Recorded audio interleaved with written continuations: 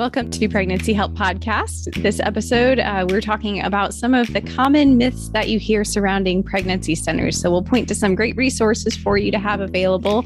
And we have a handful of guests here with us, some of the leadership team at Heartbeat International. Let me mention that our sponsor is pregnancyhelpnews.com. This is your go-to place for the latest updates in the pregnancy help world. You'll find articles about centers around the world, what we're doing, the latest news on politics surrounding pregnancy centers, but also the stories of the clients served at centers. So you get a little bit of everything, and you can sign up for those weekly updates so that they come straight into your inbox at pregnancyhelpnews.com. So with me here is Betty McDowell. She's the Vice President of Ministry Services at Heartbeat International. And Betty, I know we have quite a few myths that we will be talking about, so I will pass things off to you. Thanks so much, Christine. Well, we'll put the myths aside for right now. Let's just talk about the legends, because we have some really great folks on the podcast with us today. We have our President, Jor-El Godsey, and our General Counsel, Danielle White, and the Vice President of Communications and Marketing, Andrea Trudden. We thought it would be really just a great opportunity to have some kind of candid conversation about some of the things that have been happening, the things that we've been seeing in the news lately. And I'm so glad that you pointed out, Christine, the Pregnancy Help News, because I read an article from there recently. I read a lot of articles that we publish there. And one in particular was written by this friend of mine, Jor-El Godsey. You might know him. He made a comment that I really appreciated. He said, life-affirming pregnancy help should not be controversial. And he went on to talk about how helping women embrace the motherhood in which they find themselves, however they arrive there, is something everyone should be able to support. And this was something that was really valued in our culture. It's not so supported anymore. Here at Heartbeat, we'll often say that every woman deserves love and support during an unexpected pregnancy, and that no woman should ever feel so alone or coerced or hopeless that she ends her child's life through abortion. And that's a statement that really everyone should be able to agree with and to support. We've kind of moved through our culture to something called abortion distortion. I won't park here because it's in Jor-El's article. It's a great article. You can go find it and read more of the details on that. But this really has become part of our culture in the political and societal narratives. We have seen centers vandalized. We've seen politicians who are supported by big abortion really lashing out at pregnancy help centers and lashing out at abortion pill reversal. We're currently watching the introduction of what's called the SAD Act, which includes all kinds of false narrative about pregnancy help. And we'll talk a little bit more about that as we get going. But it seems that anything that dares to be an antidote to abortion is being attacked. So with that said, what a cheerful introduction, a cheerful start. But with that, I wanted to get your responses to that. Let's start with you, Jor-El. Jor-El, Danielle, then Andrea. Let's just kind of get your gut reaction to kind of the scenario that exists right now and why. Like, what the heck is up? Why is this stuff happening? I wish I knew why it was happening. I only have kind of a sense of it, and it really goes to the very thing that creates the abortion distortion, the very thing that is, I think, ultimately behind all of this is the father of lies, who stands against anything that God is doing and seeks to abort the purpose of God. That's the background for all of this. But in our kind of modern and contemporary world, there is a manifestation that really is devastating to the political conversation being productive. And that is, we cannot allow anything to rise up and somehow question our ideology. And in the case of abortion ideology, that is what's behind this, is those who stand with and for and are part of big abortion cannot allow anything to exalt itself against that particular knowledge or understanding. And that's why we see such a vehement pushback on abortion pill reversal, which is relatively new. And that's why I think for a long time we've been seeing pushback against pregnancy help centers. That's not new. It's just new in its concentrated form. It's new in its expressed vitriol from highly elected officials or in very high places. It's been in the pages of NARAL's reports going back for many years, the trumped-up narrative that's being spoken of out loud now in the mainstream media echo chamber that they've created. So these are things. It's like you almost can't say anything against abortion. That's why outside the U.S. this looks like a very curious conversation because almost all of the other countries in the planet are convinced that some constraints and restrictions on abortion should be allowed. But in our country, that doesn't seem to be the case, that we're allowed to have anything. So that leaves us in the clutches of the abortion industry, which dominates the culture in countries like, I don't know, communist China and North Korea and like a couple of other countries which we normally aren't interested in being aligned with. And that's just, I think, a reality that's unfortunately a part of the political conversation today. Thank you for that. And thanks for that reminder, because you're right. Those of us who have been involved in pregnancy help for a very long time do recognize that this battle has been going on, and we have been demonized. We've been taken, I don't know, villainized, that goes with it, by a lot of politicians over the years. And so in one sense, it's nothing new, but it does certainly feel that the heat is turned up a bit more. So go ahead, Danielle, share your thoughts, please. Yeah, it does feel like there's a renewed vigor to just kind of the vitriol against pregnancy help ever since Dobbs. I think it started even before the Dobbs out.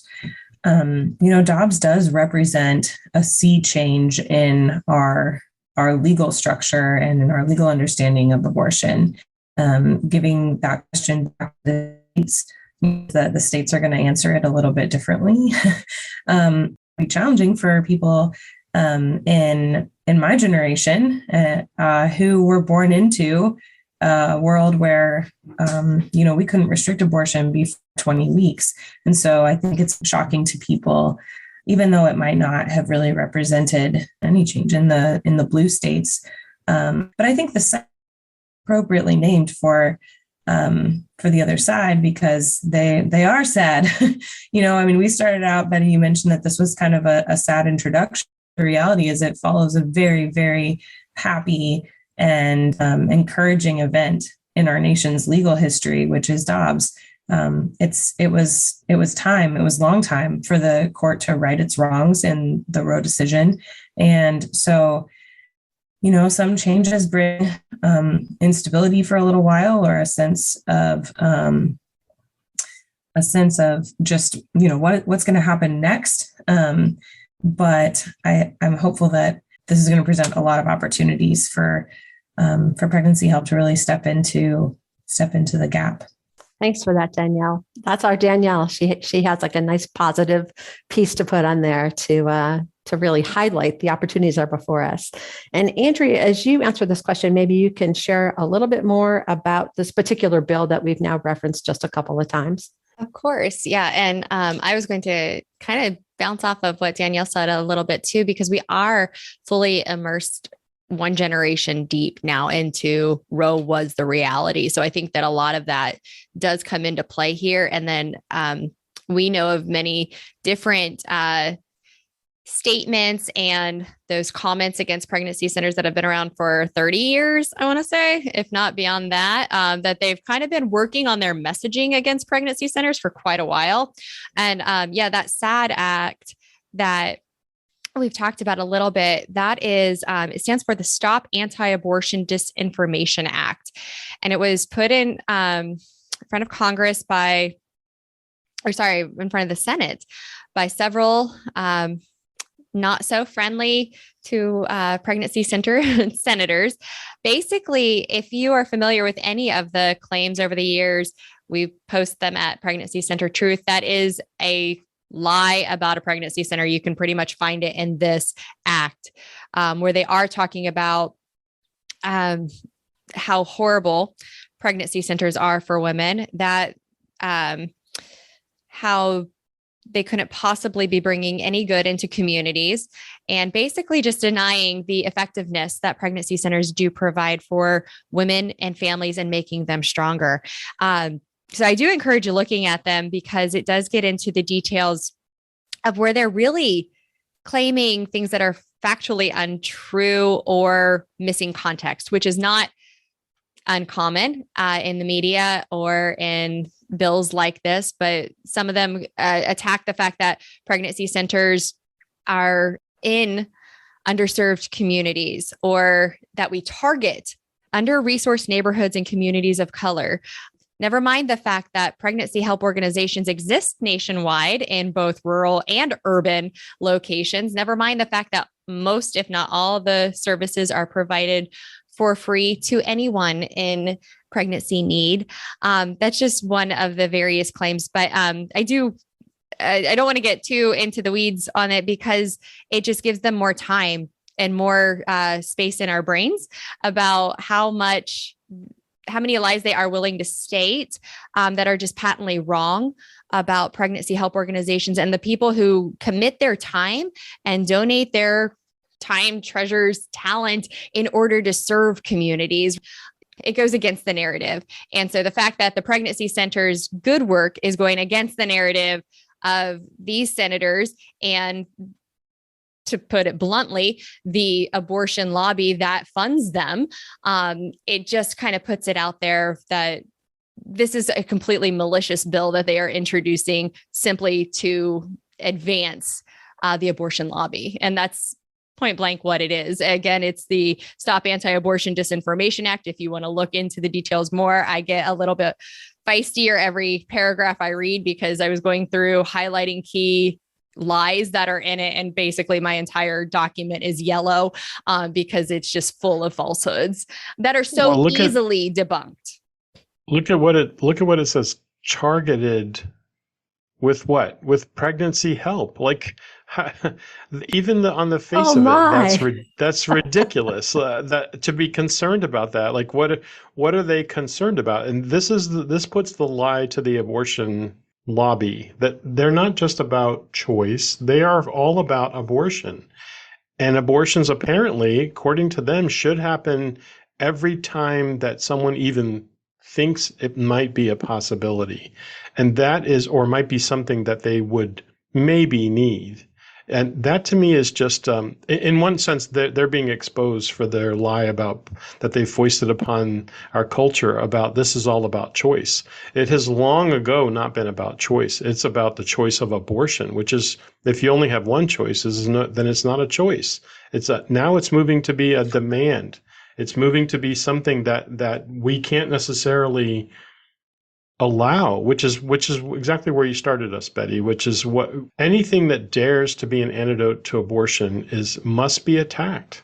And it's part of the cancel culture. It's a symptom of, and even the very heart of the cancel culture. Well, and Danielle did an amazing job writing an amicus brief for us on behalf of the Dobbs case, where she thwarted the lie point blank of, they were pushing a narrative that a woman needs an abortion, needs to have access to abortion in order to be successful.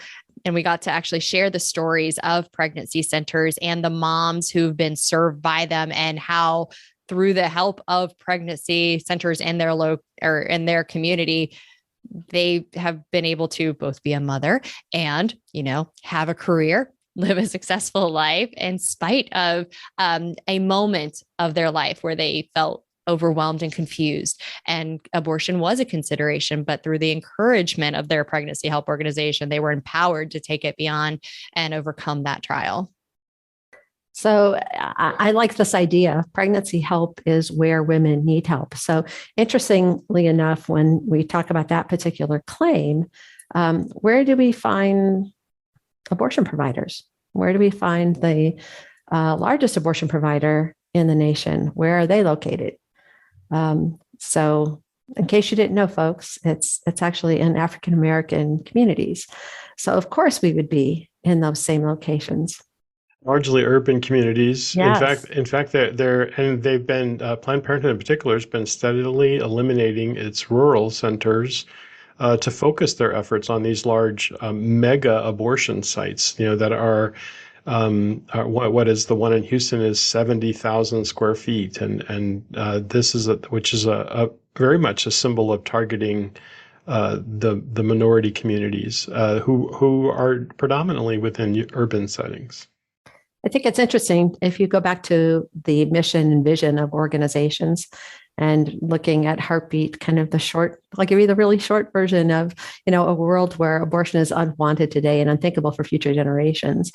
So of course, we're going to be in those places. And then going back to the roots of Planned Parenthood, the largest abortion provider, and their mission, which would put them in Black communities, eliminating a Black community. So very interesting. I will say they've stuck close to that mission of their organization, and we have stuck very close to ours as well. All right. So that is actually one of the claims. We're going to grab a couple of others that we wanted to talk about. And this one is it's interesting because the claim is that we rely on deception. And when we talk about I'm talking about pregnancy help organizations somehow rely on deception. These are the myths, the lies, the claims. So let's talk about the truth of that. And let's see, Danielle, maybe you can start us off and then we'll do a little round robin here. Yeah, I'm not actually sure entirely what that means, that pregnancy centers rely on deception. I suppose the claim is that pregnancy centers are deceptive. And that claim is just patently false. These are organizations that are dedicated to ensuring that women have the information that they need to make an informed decision about their pregnancy. And, I've been in enough depositions where it has become clear that the same cannot necessarily be said when a woman enters into an abortion facility. And so I find it just very, very ironic. The reality is that women deserve to have the information that they need to make that decision, especially because this is a decision that many women later come back to report was coerced, a decision that she didn't feel like she could make freely. And so when you have such high stakes as a woman who feels like she can't make a decision for herself, or she feels like she is being coerced to make a certain decision, it's really, really important that somebody who is not financially interested in her making a certain decision be involved somewhere in the picture. And so these pregnancy centers, they don't profit from any decision that she makes. They support her regardless of her decision. So this one is just particularly insidious because it's deceptive. It is a deception to say that pregnancy centers are deceptive. It's just not true. Thanks, Danielle. This is when I wish we kind of did these on video so that everybody could see our smiling faces and our nodding faces. And I know, Jor-El, you've got some things that you can specifically share about this because of really the leadership alliance of pregnancy care organizations and how we view this. So would you introduce that for us? Sure. This is one of the things that is kind of befuddling because it's other than the fact that we know that the claim has no merit and it's based, as Danielle said, in deception itself. The Leadership Alliance of Pregnancy Care Organizations is one where the major affiliate groups and other ministries that are national to the U.S. and focusing on pregnancy help services has crafted something called the Commitment of Care and Competence. And its history goes back into the 90s, and it actually became codified in 2001 and then expanded, not adjusted, not altered, but expanded in 2009, and then has had further expansions and even a couple of clarifications. But throughout that entire time, has been this idea that all of our communications and advertising is truthful. And so the idea that somehow we rely on deception is just, it's not even reasonable to make that consideration.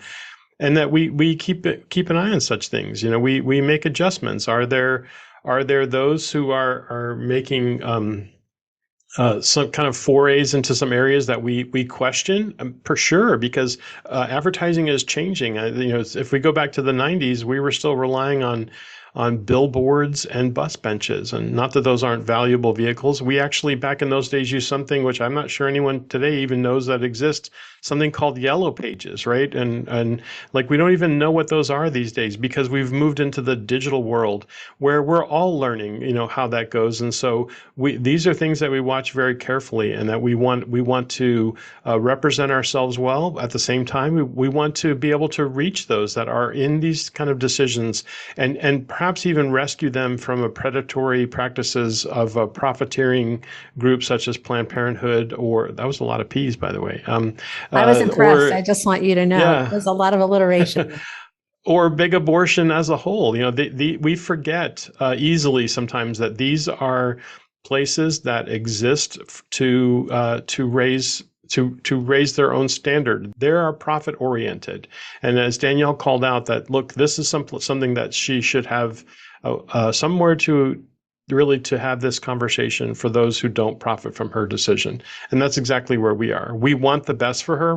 We certainly want to champion a life-affirming decision. We can't make her do that, but we want to make sure that she's making an informed decision, which unfortunately, those on the abortion side are not only not interested in it, they work to defeat such efforts. They work against the ultrasound requirements, the informed consent requirements. We are in a couple of battles now where that's an issue. They work against informed consent, so that, because apparently they're concerned about a woman operating with all of the information that she needs to make such a critical decision. And of course, that's not something that we believe. We believe that when she's informed and she has all the information, she'll make the best decision for her. I think it's important to remember too that time and again, satisfactory ratings excel from our pregnancy help organizations by actual clients. So as our clients are leaving our pregnancy centers across the board, it's above 95%, 5 stars, satisfaction. They are happy. And quite often, women discover pregnancy centers through their friends. Friends don't tell friends to go to mean places. They tell friends where they need to go when they need to find a place for help and good encouragement and support. And that's important and lost often by these articles that slam pregnancy centers, quoting what they refer to in scare quotes as experts, though they tend to be the same 3 people in every article that you read who are speaking this way. So it is important to remember the clients in this case. And by far, the women and men that we serve like us, and they advocate for us. Thank you, my feisty friend, Andrea. All right. I want to move us on to a third one. We'll probably maybe spend a little more time here. And that is this claim about how pregnancy centers, they say we're unlicensed.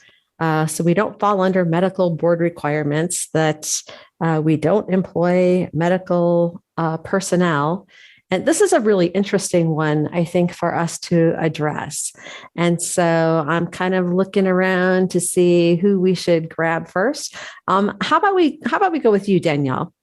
And let's have you talk about this maybe from kind of that legal perspective, and then we'll let Andrea and Jor-El jump in.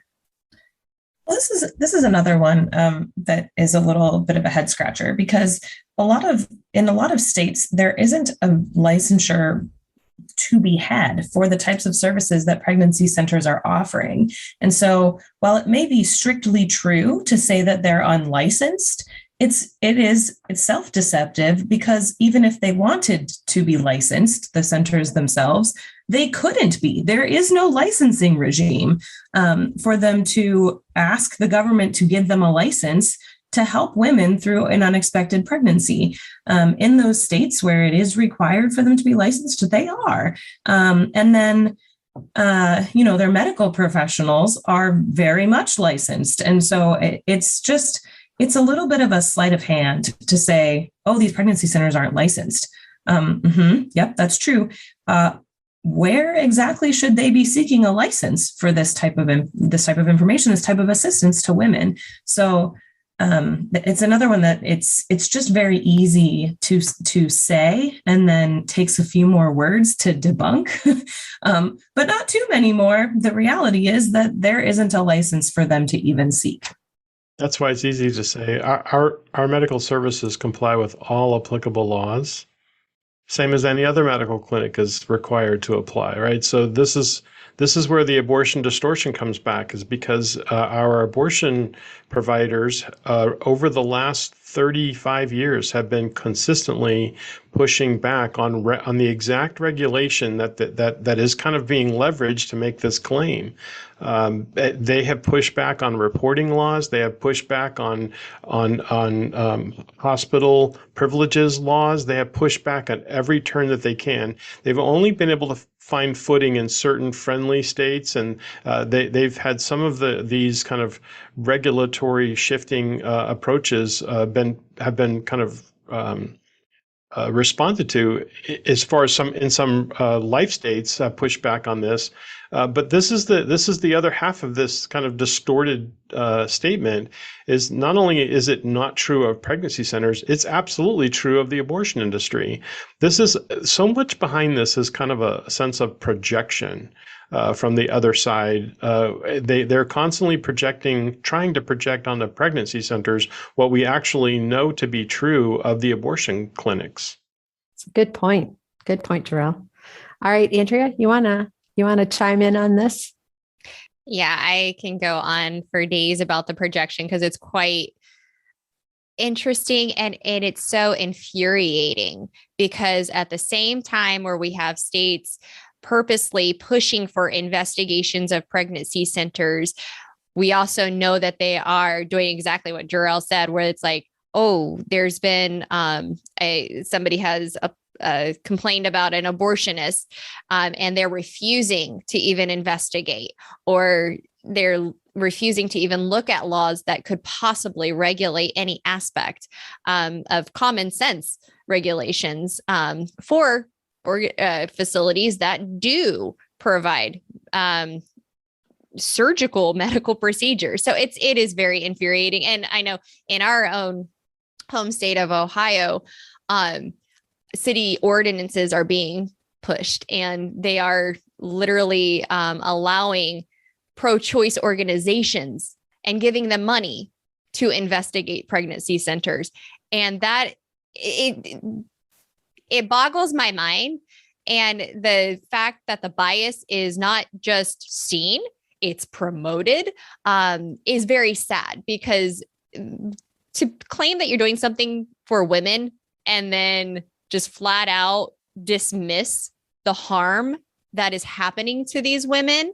I can only speak really closely about in Columbus and in Ohio, but the fact that we follow these women's lives and see how things are done, and specifically at the abortion clinics, and if lives are harmed, and they're just dismissing all that to investigate pregnancy centers. Look at the reverse of that. The fact that they have to create, this is the same thing in New York, by the way, the state of New York. They have to create some type of mechanism to investigate the pregnancy centers. But apparently they have such evidence that they can draft a bill to go ahead and do this. That's the whole premise of the SAD bill, which is frankly what it is. It's a very sad attempt by abortion lobby to advance their own will. But the fact that they have to create an investigatory, is that a word? Investigatory? I don't know.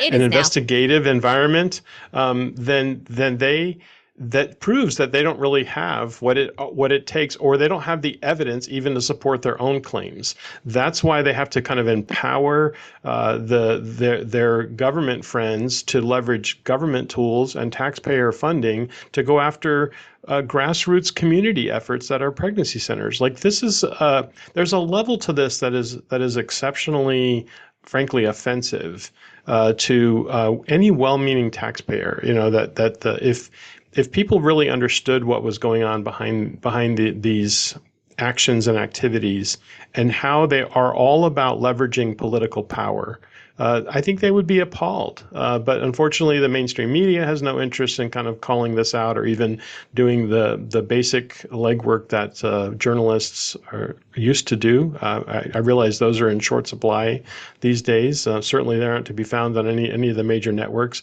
Sorry, the snark has come out, right? So it gets too easy with this subject because it's such a frustrating scenario.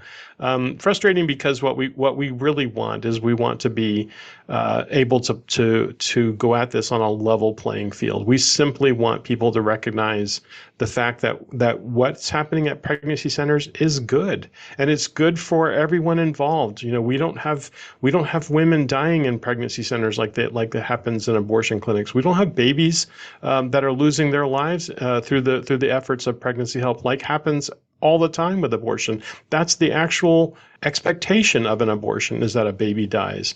And so it's really unfortunate that more and more people can't see through this. And it goes back, I think, ultimately to the father of lies, who distorts all of this for the sake of, frankly, the culture of death and darkness that has been a part of our land for greater than 50 years. Thank you for that. I also am thinking about that whole question of the licensed, the unlicensed. And while, as Danielle puts out, there are very few places where that is required, and certainly we follow all laws related to that, we know that we have a growing group of professionals, of doctors, of nurses, and many others who have been stepping in and volunteering their time and serving women. And they certainly are licensed and they are professionals. So I think that's an important point for us to be able to say to others. It's been amazing watching the growth of the movement and the growth of professionals stepping in. And I don't want to lose this moment because there's something that I feel like it keeps popping up in the news. And I know, Jor-El, you talked about this on a recent interview, and that is there's this piece that's out there that says, oh, it's dangerous to go into a pregnancy center. It's dangerous to give your personal information to a pregnancy center. It's that issue of confidentiality. And so I wondered if you could address perhaps that, pulling from some of the things that I heard you say in a recent interview. Sure. This is a very interesting narrative that is trying to be pushed, is somehow the pregnancy centers are in a position to do something nefarious with personal health information, when in fact, this is exactly what has been happening at the abortion industry. They have had their own. Planned Parenthood in particular has had their own product. I mentioned this in a conversation with a being interviewed by a major publication, and they were surprised to find this out. Like suddenly they were questioning us because it's popped up as a narrative, and because we happen to have a software called Next Level, and that we have sent pregnancy centers are using it, and of course they in that immediately through this projection idea they're gravely concerned about this because of what it might mean for the private health information. But what they fail to understand is that our entire movement was built on this idea of confidentiality. And it was been so ingrained for us. And I believe it really comes from the early professionals that were involved in this movement, who, by the way, came from the medical community and also from the community of social work. These are professionals who recognize the value of confidentiality in serving those who were in difficult situations. And it has been a part of it. I mentioned earlier that the commitment of care and competence came to us really from principles that were laid down, but long before they were actually officially codified, and that our movement has always been interested in confidentiality and really have only had to set that aside when the law has required us to do so. And that comes when she's afraid we're afraid that she's might harm herself, or she might harm someone else, or someone else could harm her. And so in those instances, and only those instances, has anything about confidentiality been in question. It's always been of primary concern for us. Now, what the expectation is somehow because a law exists somewhere that constrains and confines certain people, that it may not absolutely apply to us, is what the other side finds troubling, because that's frankly where their concerns lie. They as journalists don't want to have to be told that they have to reveal their sources or have to provide any information that they don't want to, but they without a law somewhere existing to do that. But they certainly expect grassroots pregnancy centers to be under the heavy thumb of government to make sure that doesn't happen. When they don't have any evidence that anything untoward has ever been done, they don't present any factual information or concerns. They just suppose this is the case, maybe because that's exactly what they are doing. Again, might be a projection thing. And these rules that were invented to protect people's health information were not about us. They were about insurance companies and other big, giant corporations, which might actually treat that information with less scrutiny. Big billion-dollar corporations like, I don't know, Planned Parenthood. Oh, see, it's not just Andrea. I have 3 feisty friends on the podcast. All right. As we begin to wrap things up, I wanted to give each of you an opportunity to give us a fun fact, something that you really love about the pregnancy help community. So who's ready? I see the look on Andrea's face. Jor-El, you look ready. Let's have you go first, and then we'll grab Andrea and Danielle. Well, the fun fact for me about the pregnancy help community is that these are God's people doing God's work. There's no question. It's been done.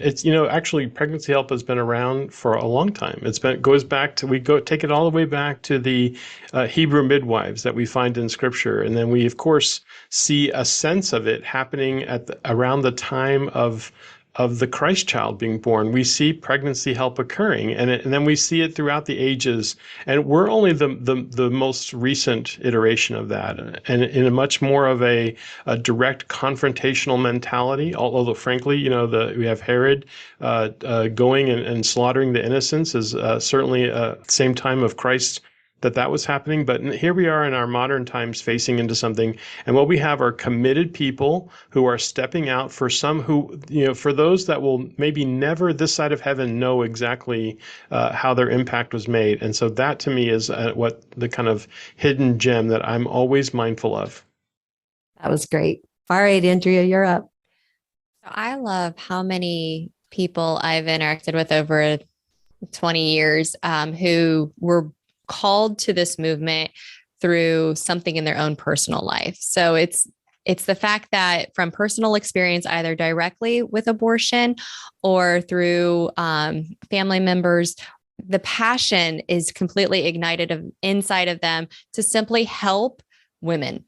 And that's the thing that I find time and again. It's either to help empower women in order to just know that abortion is not her only choice, and really willing to sacrifice their time, their materials, everything they are willing to do to help a complete stranger who just entered their door and needs a little bit of help and needs some time, all the way to the women who had a conversion experience a few years ago after experiencing their own personal abortion, and bringing that experience, that hurt, that healing, and that love into pour in others. And just the fact that I've met a lot of people in a lot of different pregnancy centers through my time here at Heartbeat. And everybody has such a personal story and reason for their passion. And ultimately it serves the women best. And that's always at the heart of it, is that woman. Thanks, Andrea. And you, Danielle? I think what makes the pregnancy help movement so special and so unique is really something that you just can't quantify with statistics and numbers, which is so hard, because if we could quantify it with concrete numbers, it would be unstoppable. But it's that X factor. It's that there's just no way to adequately explain the level of support and care that women find there. And I, like Andrea, have had the privilege of interacting with so many leaders, local leaders in their local communities. And what strikes me every time is just the level of compassion that they have for the women in their communities. These are people who I would go to if I received bad news about a pregnancy, or if I received heartbreaking news about a pregnancy and I needed encouragement. These are people I would go to, that I would consider my friends, that I know would uplift me. And I think we talk a lot about, the material aid and the medical services and the ultrasound services, and we should. Those are all wonderful things. But the reality is that these centers also just walk with women. They have relationship with them. They don't just give them an ultrasound and then send them on their way. A lot of times these relationships that are formed are lifelong between the centers and their clients. And it's just a really, really, really beautiful thing. And so I think what Pregnancy Help offers the world is something that the world is starving for, which is true and authentic relationship. So it's a really a beautiful thing. Wow, that was very beautifully said. Thank you so much. I agree with everything that all three of you have said. I think I am always amazed by the uniqueness of the individuals who are part of these organizations, and also stepping back and looking at the fact that the Holy Spirit is really in charge and placing all of these ministries, all of these organizations in place to serve women. There's no great, huge business plan that is being formed here on earth, right? We talk about, that, hey, Starbucks had a plan, and CVS and Walgreens, they had a plan on where they should actually place all of these stores. And while that's valuable, and we know that as we study, we know that there are places and locations and people and pathways and all those things that we need to put into place, it is actually led by the Holy Spirit. And that's just amazing to me. So the vastness of it, and then the detail uniqueness of it. And boy, that's how I feel about the three of you, the uniqueness of each of you, and what you bring to Heartbeat, what you bring that influences and blesses the movement. And so with that, I'm going to turn things back over to our wonderful Christine. Thanks so much, Christine. And thanks, Jor-El and Andrea and Danielle. Thank you. So I know we had a lot of resources and things that we can link to in the show notes. So be sure to check out the description on this podcast page. That includes pregnancyhelpnews.com, where you can get the latest updates on the pregnancy help world.